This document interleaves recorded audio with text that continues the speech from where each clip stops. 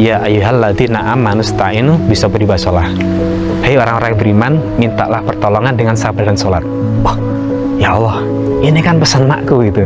Nggak tahu mak saya itu dapat kata-kata itu dari mana, tapi yang jelas itu dalam banget dan membuat saya, oh Masya Allah, terima kasih banget gitu. Karena memang dua hal itu yang membuat saya bisa sampai hari ini bertahan seperti itu. Karena memang kenapa mak saya membekali itu, karena itu yang membuat saya bisa berada di titik ini.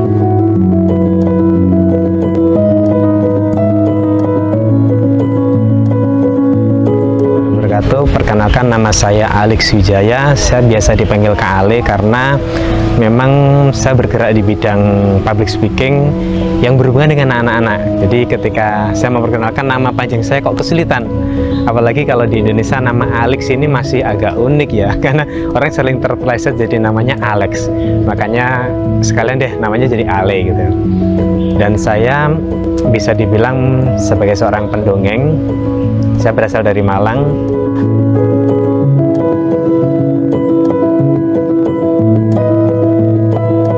Masa kecil saya besar di Blitar, walaupun kalau secara KTP saya lahirnya itu tertulis Denpasar.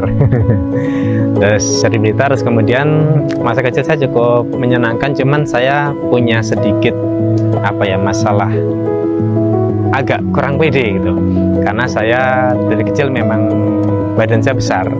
Saya dipanggil gendut karena memang badan saya gendut gitu ya. Terus kemudian agak hitam, jadi membuat saya kurang pede, sehingga di situ saya menjadi anak yang agak introvert gitu ya. Introvert, terus sampai suatu waktu pengennya waktu itu di SMP itu saya disuruh mondok sama orang tua saya, cuman karena saya malunya itu agak lebih banget, jadi antara malu dan takut jadi satu, akhirnya nggak mau mondok gitu. Akhirnya saya sekolah di kampung saya di MTSN Kunir ya. Terus kemudian akhirnya di waktu SMA baru saya berani hijrah. Saya hijrah ke Tulungagung di salah satu SMK luar negeri gitu ya. SMK Boyolangu, SMK Siang Boyolangu ya, jadi di luarnya SMK negeri, jadi saya luar negeri. Dari situ saya masih menjadi anak yang cukup pemalu karena masih kurang pede waktu itu. Cuman masa kecil saya yang lucu menurut saya itu setiap kali saya berada di sebuah Jumatan atau mungkin menghadiri sebuah pengajian, saya tuh berpikir gini, ya Allah, kok keren ya. Suatu saat saya bisa berani di depan podium gitu, di depan panggung, di istilahnya menyampaikan sesuatu yang waktu itu yang saya pikirkan bukan lebih menyampaikan sesuatu yang bermanfaat, tapi lebih menyampaikan sesuatu kok kelihatannya didengar orang itu keren gitu. Saya cuma berpikir itu aja, dan itu selalu saya lakukan. Nggak tahu hati saya seperti itu, hingga akhirnya saya hijrah ke Malang kuliah.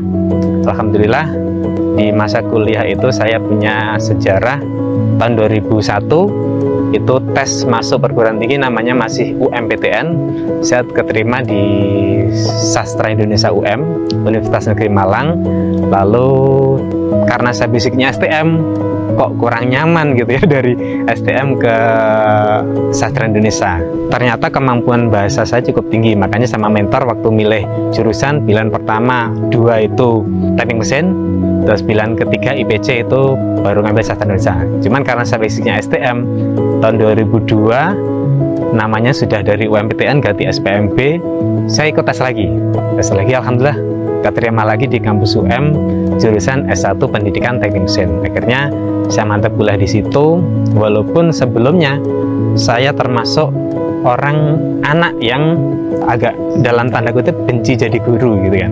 Karena pada waktu konsultasi sama mentor saya di lembaga bimbingan belajar, Pak, saya tuh nggak suka jadi guru, tapi orang tua saya minta S1 gitu kan. Ternyata waktu itu pilihannya untuk S1 murni hanya dari Brawijaya, nilai saya nggak cukup. Tapi ketika di UM cukup, cuman adanya di 3. Akhirnya ya sudahlah, nggak apa-apa, nanti paling kamu juga bakal suka, pilih aja S1 Pendidikan Teknik Mesin. Alhamdulillah pada waktu semester 1 saya dipertemukan dengan dosen saya yang luar biasa, yang mengubah mindset saya bahwasanya menjadi guru itu keren. Dosen saya bilang gini, kalian adalah orang yang beruntung di sini. Loh kenapa Pak? Saya waktu itu jujur, saya termasuk anak dari STM yang benci jadi guru. Karena ya tahu sendirilah STM seperti itu. Seperti ini. Dosen saya bilang gini Mas, jadi guru itu kalian bakal dapat dua hal. Yang pertama, kalian dapat gaji di dunia karena profesional bekerja. Yang kedua, kalian dapat gaji di akhirat karena menebarkan ilmu yang bermanfaat.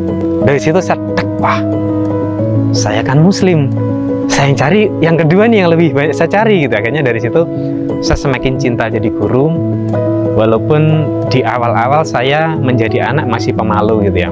Akhirnya dari situ saya konsultasi sama kakak tingkat saya, Mas gimana sih biar jadi orang itu bisa supel, bisa grapyak, bisa pede lah gitu. Akhirnya saya di sana ke masa organisasi, alhamdulillah di organisasi tersebut saya tumbuh menjadi mahasiswa yang cukup aktif, belajar diskusi, belajar debat. Akhirnya saya kenal lintas kampus karena pertemuannya di organisasi kampus tersebut mengumpulkan mahasiswa antar kampus juga. Dari situ saya banyak belajar tentang bagaimana ketika public speaking itu kita pelajari dan kita suka, insya Allah bisa kok gitu ya. Alhamdulillah dari situ saya kuliah itu dengan lumayan dalam artian saya mulai berani jadi petugas ketua bidang di HMJ. Akhirnya saya diangkat jadi mencalonkan diri jadi ketua HMJ dan terpilih, bahkan sempat menjadi calon ketua BEM, tapi karena ya belajar berpolitik ternyata kita dalam satu organisasi maju dua orang, oh kayaknya yang satu yang lebih berpotensi. Akhirnya saya mengundurkan diri, saya lebih ke menjadi ketua organisasi di SR kampusnya, seperti itu.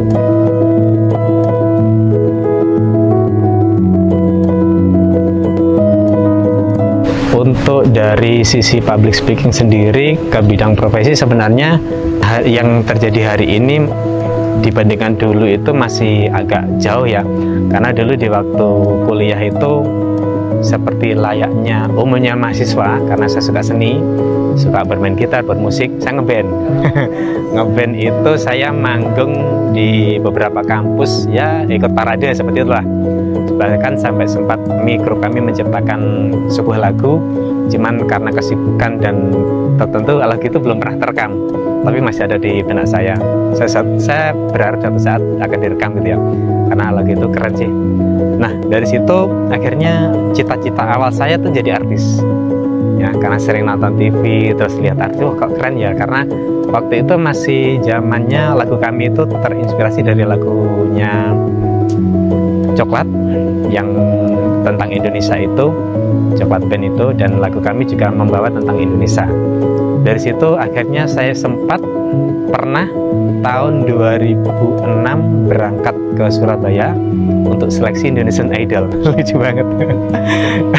Kalau inget itu kayaknya sampai segitunya ya gitu, saya pengen jadi seorang yang berada di depan dan jadi pusat perhatian. Padahal kalau dilihat backgroundnya saya yang introvert, saya adalah anak yang pemalu tapi punya angan-angan untuk berada di muncul di publik seperti itu. Akhirnya dari situ di babak penyisian saja Indonesian Idol sudah terempas, karena memang secara basic saya nggak pernah les vokal gitu, hanya berani manggung gitulah seperti itu.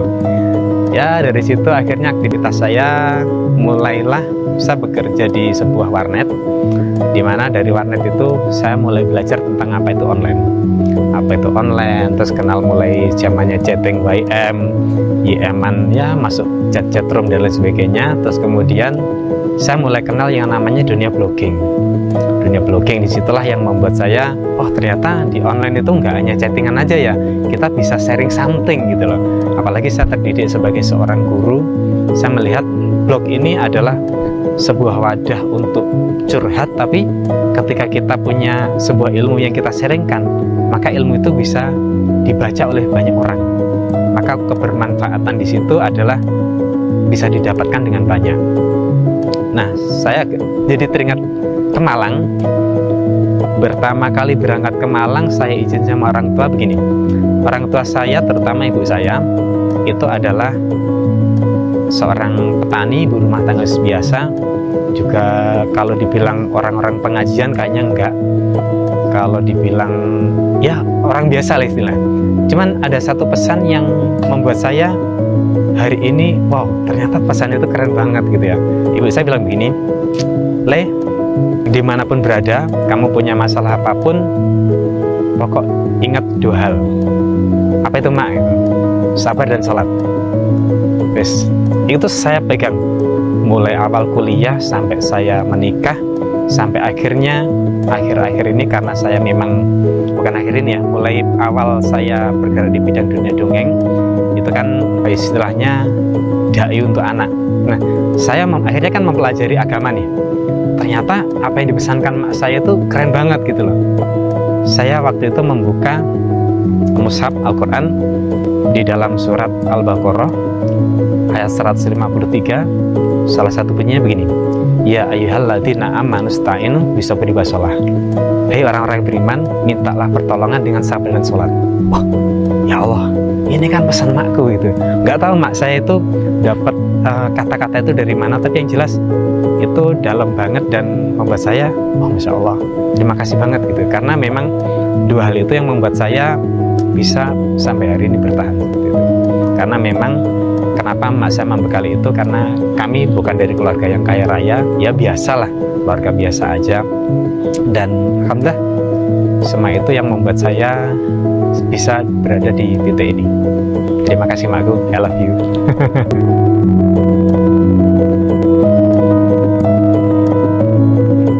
Jadi bisa dibilang blog itu adalah diary online gitu ya. Jadi komunitas kami sekumpulan orang-orang yang memang hobi nulis gitu ya. Kebetulan di situ ada yang basicnya mahasiswa, ada yang pekerja, ada yang dosen juga, bahkan ada juga pegawai bank dan banyak macamnya ya. Akhirnya dari situ saya mulai mengenal banyak orang, dan dari situ pula kalau zaman dulu orang-orang mulai memonetize, menjadikan blog ini menjadi mesin uang. Artinya orang-orang dari blog bisa mendapatkan uang. Alhamdulillah saya dari blog bisa mendapatkan istri gitu. Masya Allah ya. Kenapa? Karena memang istri saya adalah teman blogger saya gitu ya, dimana kami sama-sama hobi menulis. Dan alhamdulillah dari situ, dari kopdar pertama, kedua, dan selanjutnya yang namanya sudah jodoh ya. Alhamdulillah akhirnya kami berjodoh. Dan memang waktu itu cita-cita saya pengen nikah dengan orang Malang gitu ya. Orang Malang. Dan pada waktu pertama kali saya ke kampung istri saya berkesan banget karena tempatnya tuh adem, dan pada waktu itu asri banget gitu loh. Saya bilang, saya memang berasal dari kampung juga, cuman kalau di Blitar itu masih panas gitu ya, banyak tumbuhan tapi panas. Tapi ketika di Malang, di kampung ini kok adem banget sih, kayaknya enak sih hidup di sini gitu. Ternyata Allah mengijabahi itu, saya hidup di sini juga. Nah, dari situ dunia blogging ini, karena saya kan basicnya seorang guru nih, dididik kuliah menjadi seorang guru, maka dari situ teman-teman melihat kemampuan saya ketika mereka konsultasi, Le, kok blogku kurang begini, ngeditnya gimana? Oh seperti ini, oh termasuk kode-coding dan lain sebagainya. Mereka sering konsultasi ke saya. Jadi ketika saya nggak tahu, saya searching di waktu itu masih zamannya Google masih baru kayaknya ya, masih ada Altavista dan lain sebagainya, Yahoo search gitu ya. Saya coba searching, kok ada tutorialnya. Ketika saya sharing, ternyata mereka antusias, wah keren lah gitu ya. Akhirnya dari situ teman-teman, ayo coba kapan buat apa namanya kelas tentang blog, kami jadi pematerinya. Alhamdulillah karena saya terdidik seorang guru, maka saya menyampaikan dengan baik. Sampai pada akhirnya waktu itu ada sebuah komunitas yang digagas oleh salah satu dosen di UM. Kebetulan beliau juga dosen pembimbing saya. Beliau membuat komunitas yang namanya klubguru.com. Nah, klubguru.com ini mengadakan seminar tentang blogging for teacher itu di gedung Unmu, itu bersama sekitar 200 guru se-Jawa Timur.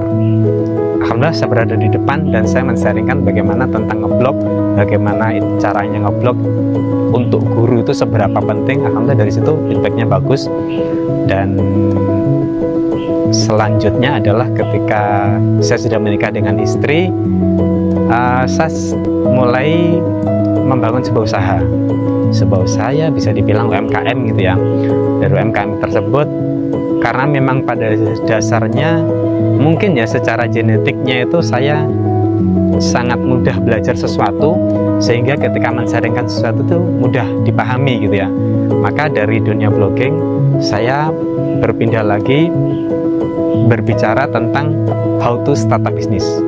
Nah, dari how to start a business itu saya mulai banyak juga diundang berbicara di beberapa kampus-kampus juga. Cuman di situ ada sedikit kejanggalan ketika istri saya merasa kayaknya belum pantas. Kenapa? Bisnis kami belum settle seperti itu. Bisnis kami belum settle sehingga membuat istri saya kurang nyaman. Walaupun saya bilang ngotot, loh, tapi kan orang ngajar itu yang penting muridnya paham. Dan terbukti salah satu murid saya yang waktu itu bisnis kami, saya masih mulai bisnis, ini murid saya yang sudah bisnis duluan cuman belum kenal internet marketing, dia bisa melejit dari ilmu yang saya sampaikan. Ini loh buktinya murid saya bisa sukses gitu. Terus kenapa gurunya belum sukses gitu kan? Dari situ ada sedikit apa istilahnya ketidakcocokan, kurang mantap gitu, kurang sreg. Hingga suatu saat saya mulai mendaftarkan diri untuk menjadi pengajar di kelas inspirasi. Kelas inspirasi yang waktu itu kalau nggak salah digagas oleh Pak Anies Baswedan. Jadi roadshow ke sekolah-sekolah di pelosok. Nah, karena roadshow-nya di sekolah pelosok, saya menceritakan seseorang yang berasal dari kampung. Ternyata dia punya cita-cita tinggi, pengen naik pesawat. Terus akhirnya dia besar itu, cita-cita itu tercapai karena dia bekerja di salah satu agent travel gitu ya. Akhirnya bisa ke luar negeri, naik pesawat dan lain sebagainya. Bahkan dari usahanya dia bisa berangkat umroh gitu. Nah, dari kelas inspirasi itu ternyata ada salah satu lembaga amal zakat nasional di Malang itu melihat postingan saya, kayaknya ini masuk di event saya cocok gitu. Waktu ke rumah tanya, Kak Ale bisa dongeng nggak gitu. Waktu itu saya masih mikir bisa atau enggak. Istri saya langsung bilang, bisa Pak, kapan acaranya gitu. Mungkin di situ titik baliknya ya. Dalam artian gini, ketika istri saya menyambut baik, bisa Pak, kapan? Maka Allah seperti menunjukkan sebuah jalan. Oh ya Bu, ini nanti Kak Ale harus mendongeng di depan 600 anak yatim di Gedung Pendopo Kabupaten Malang. Pada waktu itu kelas yang saya sharingkan paling banyak mungkin di guru tadi ya, masih 200 orang. Kalau anak-anak mungkin masih 50 anak, satu kelas seperti itu. Ini langsung 600 orang. Saya berpikir, wah, apa bisa gitu kan. Tapi saya bilang, kamu bisa ya? Bisa. Akhirnya dari situ saya belajar dari YouTube bagaimana sih mendongeng itu seperti apa, menghadapi anak seperti apa. Dan alhamdulillah saya diingatkan lagi di S1 pendidikan saya, walaupun jurusan teknik mesin, saya diajari apa itu pengantar peserta didik, apa itu pengantar pendidikan. Jadi secara psikologi tentang anak-anak kami diajari. Nah, dari situ akhirnya dari event pertama itu saya minta feedback dari panitianya. Ternyata hasilnya luar biasa. Mereka sangat antusias, anak-anak juga suka, dan panitianya bilang, Kak Ale keren, dan kita mau pakai Kak Ale di setiap acara kita. Tahun 2016 sampai hari ini kita masih kerjasama, Insya Allah. Jadi ini mungkin ya, ketika kita kaitkan dengan kenapa istri saya kok ridho saya menjadi seorang pendongeng gitu ya, yang istilahnya mungkin saya secara performa belum pernah melakukan dongeng, cerita fabel dan lain sebagainya, tapi waktu itu kok istri saya langsung klik, kenapa kok diterima Anda, sedangkan saya belum pernah punya pengalaman. Sedangkan yang kemarin kita punya bisnis, saya sharing tentang bisnis juga enak, kok ini tentang dunia dongeng untuk anak yang saya nggak punya basicnya kok diterima. Jadi saya bilang apa, oke, kalau bisnis sudah fix, usaha kita belum settle, maka saya nggak mau. Tapi ketika mendongeng, maka saya bilang ayah akan istri saya ya. Maka ketika mendongeng, ayah akan men-sharingkan tentang bagaimana cerita kisah-kisah Nabi, kisah para sahabat, kisah tentang agama. Dan secara fix, ayah adalah seorang Muslim. Secara agama bisa belajar. Aku suka itu. Kenapa? Ini adalah medan dakwah, dimana ketika kita membangun generasi itu dari kecil, salah satunya adalah dengan dongeng inspirasi. Mungkin nggak melulu tentang cerita Nabi. Kita di Indonesia aja punya banyak pahlawan. Jangankan Indonesia nasional, dari dunia dongeng ini saya jadi tahu, oh ternyata di Malang itu banyak ya. Mulai dari kenapa kok nama terminalnya Hamid Rusdi, oh ternyata beliau itu salah satu pejuang dari Malang. Oh dari Batu kok namanya Jalan Abdul Ghani, oh ternyata Abdul Ghani itu pejuang juga ya. Bagaimana perjuangan. Jadi dari situ saya mendapatkan banyak wawasan literasi tentang pahlawan-pahlawan lokal maupun internasional yang membuat saya semakin mencintai pekerjaan saya di dunia dongeng ini. Mungkin bagi beberapa komunitas kita menyebutnya bukan pendongeng tapi dai spesialis untuk anak. Nah, jadi karena kita melihat satu fenomena ketika anak-anak ini dihadirkan sosok yang mungkin mubalik besar, kiai, ternyata ada beberapa kiai itu yang maunya anak-anak itu mendengarkan dengan duduk, diam, manis gitu ya. Tapi ternyata anak-anak itu psikologinya maunya gerak, maunya rame, maunya berlarian. Maka melalui media dongeng ini kita bisa memfasilitasi itu. Kenapa? Karena dengan dongeng yang inspiratif, saya mengajak mereka interaksi, terus saya mengajak mereka bagaimana di depan itu, yuk kita sama-sama bareng tampil sesuatu. Nah dari situ teman-teman, saya belajar tentang ketika kita mencintai sebuah pekerjaan, kalau bisa ya, itu misalkan kita sudah punya pasangan, ya pasangan kita harus ridho juga gitu. Walaupun kita merasa ahli di situ, tapi ketika pasangan kita nggak ridho, nggak sepakat, kalau bisa jangan ditabrak. Pasti ada sesuatu yang akan membenturkan kita, nggak lancar. Tapi ketika kita bisa sesuatu, kok istri kita mendukung, maka kita bakal dapat jalannya itu lebih mudah gitu ya.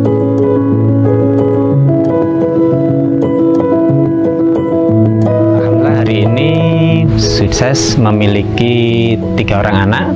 Yang paling besar itu adalah yang menjadi inspirasi nama bisnis kami, yaitu di bidang fashion, ICK Collection. Dulu masih IC Collection karena belum punya adiknya, akhirnya nama anak pertama kami IC, nama keduanya K. Jadi akhirnya hari ini kita gabung jadi ICK Collection. Dan anak-anak kami adalah anak-anak homeschooling. Dan ketika berbicara tentang homeschooling, maka kesibukannya berbeda dengan anak-anak sekolah pada umumnya. Nah, apakah ketika saya mendongeng, terus bisnis kami yang di bidang fashion jadi nggak jalan lagi? Alhamdulillah, bisnis tersebut masih jalan dan mulai kami coba delegasikan kepada anak pertama kami. Artinya anak pertama kami bisa internet marketing dong. Ya begitulah. Mungkin kalau pepatah mengatakan buah jatuh tak jauh dari pohonnya, kami pun mengajarkan kepada anak-anak kami tentang bagaimana sih pemasaran melalui internet gitu ya. Alhamdulillah dari situ kami bisa support mempromosikan produk kami, bahkan dia pernah menjadi foto model dari produk kami sendiri. Karena pada waktu itu bukannya kami ingin mengangkat anak kami, tapi lebih kepada wah daripada nyewa artis mahal gitu, mending anak sendirilah difoto seperti itu. Nah dari situ kami coba mengajarkan kepada anak kami bagaimana sih cara promosi. Bahkan hari ini dia bisa melakukan handling objection ketika ada customer komplain, ada customer mau bertanya produk, dia udah bisa mereply-nya. Oh bagaimana bunda, membutuhkan produk apa dan lain sebagainya, itu bisa. Tentu tetap dengan pengawasan kami seperti itu ya. Nah dari situ karena kami ketika kembalinya basicnya adalah keluarga blogger gitu. Hari ini pun anak saya juga ngeblog gitu, punya media blog juga untuk menulis. Alhamdulillah dari situ di usianya yang masih 12 tahun dia udah mulai dapat job juga, bagaimana itu menulis, dapat endorse produk juga. Yang kami tanamkan sih bukan kepada cara menghasilkan, senang menghasilkan cuan dari online nya, tapi oh ternyata dari media online yang hari ini mungkin kebanyakan anak-anak megang gadget itu untuk main game lah, atau mungkin hanya sekedar scrolling video lucu atau bahkan video yang entah berantah, anak kami diajarkan, ini loh, kamu tuh bisa jadi content creator melalui gadget ini gitu ya. Makanya dari situ juga karena hasil dari anak kami yang masih, kalau menurut kami kurang sempurna sih, tapi entah kenapa orang lain melihat pola pengajaran dan pendidikan anak-anak kami itu kok wah keren gitu ya. Ya Masya Allah, kami didoakan ya, amin. Dari situ makanya ketika kami memperkenalkan diri, saya adalah Kak Ale pendongeng yang spesialis ngurusin anak-anak. Kalau istri saya lebih ngurusin orang tuanya, bergerak di bidang parenting gitu ya. Jadi kalau saya tampil untuk mendongeng, kalau itu saya tampil untuk parenting. Jadi kami memang di dunia homeschooling itu belajar tentang home education. Bahwasanya belajar itu enggak cukup anak-anak aja, ya orang tuanya belajar juga, terutama teknologi. Jangan sampai anak kita dikasih gadget bahkan canggih, tapi orang tuanya nggak bisa ngikuti itu. Bahkan untuk buka HP aja, di password dia nggak tahu. Apakah ada? Ada. Ada. Anak zaman sekarang keren dan luar biasa. Nah makanya dari situ, kenapa sih kok kami tetap bergerak di bidang parenting dan dunia blogging bahkan influencer? Kami ingin memberi warna. Kalau hari ini mungkin teman-teman scrolling TikTok, Reel dan lain sebagainya, kontennya bisa dibilang cukup miris ya. Tapi kan ketika kita melarang mereka nggak bisa. Maka salah satunya jalan adalah yuk kita juga ikut andil peran, buatlah konten yang positif seperti itu. Maka anak-anak kami libatkan. Seorang S1 pendidikan teknik mesin kok ngomongnya tentang pendongeng gitu ya. Makanya dari salah satu kemarin saya pernah diangkat di media mainstream Warta Jakarta kalau nggak salah. Dulu pegang obeng, sekarang jadi pendongeng, judulnya gitu.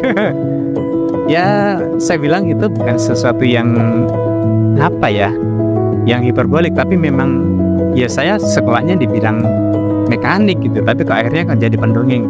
Dari situ ternyata ketika kita mengetahui apa talent kita, terus bagaimana passion kita, insya Allah kita akan menemui jalan yang paling terang dari hidup kita. Dan apakah talent itu bisa berubah? Bisa jadi. Tapi mungkin itu kemungkinan kecil. Karena ketika kita tes talent mapping bakal ada banyak sekali. Jadi manusia itu ada sekitar 32 talent dalam hidupnya. Dan itu terbagi dari 8 talent yang paling bagus, lalu disusul yang menengah, lalu disusul yang paling buruk. Nah maka kita difokuskan kepada 8 talent yang paling bagus ini. 3 talent terbaik kita apa? Nah ketika kita udah tahu 3 talent terbaik kita apa, ketika sudah berada di nomor 1, maka itu lanjutkan, pasti bakal menemui titik terang. Tapi kok yang satu kok kayaknya saya kurang nyaman, yang kedua masih boleh, yang ketiga maksimalin. Nah itu teman-teman. Jadi dari sini saya menemukan sebuah moto dalam hidup saya yang saya tertulis di CV saya, kurikulum vitae. Tebarkan kebaikan di mana-mana, karena berbuat baik itu tidak ada ruginya. Tebarkan kebaikan di mana-mana, karena berbuat baik itu tidak ada ruginya. That's it. Itu saya suka banget moto itu. Itu adalah gabungan dari moto 2 orang dosen yang saya favoritkan. Beliau sekarang sudah almarhum, semoga arwah beliau diberi mercy Allah. Beliau menginspirasi saya bahwasanya ojo leren dadi wong apik. Oke, mungkin itu yang bisa saya sampaikan dari saya. Saya Alex Wijaya atau dikenal dengan Kak Ale Pendongeng Malang. Wassalamualaikum warahmatullahi wabarakatuh.